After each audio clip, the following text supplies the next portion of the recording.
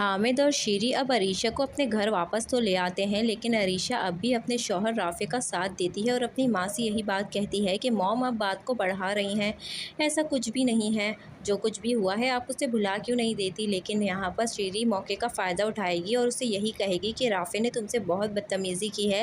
Rafe इस हद तक भी जा सकता है, मैंने कभी सोचा भी नहीं था वो तुम्हारे कैरेक्टर पर उंगली उठाएगा।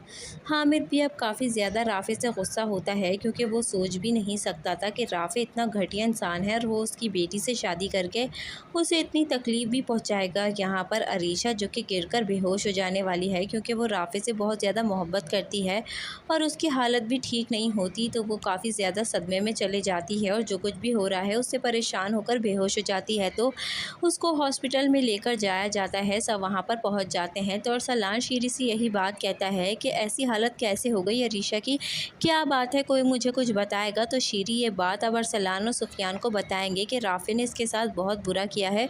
और वो लोग जब वहाँ पर गए तो अरीशा के साथ क्या कुछ हो रहा था। ये तो अरीशा है जो अब भी राफे की गलतियों को छुपा रही है और राफे का ही साथ दे रही है। यहाँ पर सुफियान भी काफ़ी ज़्यादा गुस्से में आ जाता है और अरसलान भी।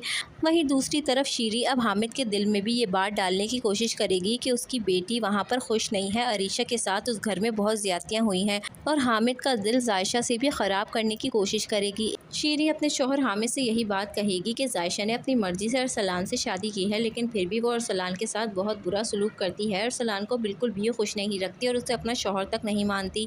अरसलान शादी करके खुश नहीं है। जायशा आखिर है तो उस घर की बेटी ही, उसके भाई ने जो कुछ भी मेरी बेटी के साथ किया, क्या वो कम था जो अब उसकी बहन भी मेरे बेटे के साथ इतना बुरा सलूक कर रही है। अरसलान बिल्कुल भी खुश नहीं है। हामिद का दिल अब हल्के हल्के करके जायशा से ख़राब होना शुरू हो जाएगा और शीरी भी अब अरसलान से यही बात कहेगी कि अब मैं ये मौका हाथ से नहीं जाने दूंगी, ये मौका मेरे हाथ लगा है। राफे ने अरीशा के साथ जो कुछ भी किया है, अब ये समझ लो तुम कि अब जायशा भी इस घर में ज़्यादा देर तक नहीं रहने वाली। अब इसका मैं भरपूर फ़ायदा उठाऊंगी और ये फ़ायदा हम इस तरह से उठाएंगे कि जायशा को इस घर से निकाल बाहर करेंगे। शीरी जो कि अब ऐसी चाल चलने वाली है, ये बात साबित करने की कोशिश करेगी कि जायशा इस घर का सुकून बर्बाद कर रही है और वो ऐसा खेल खेलेगी। अरसलान, सुफियान और हामिद को जायशा की नज़रों में गिरा देगी और उसे घर वापस भिजवा देगी।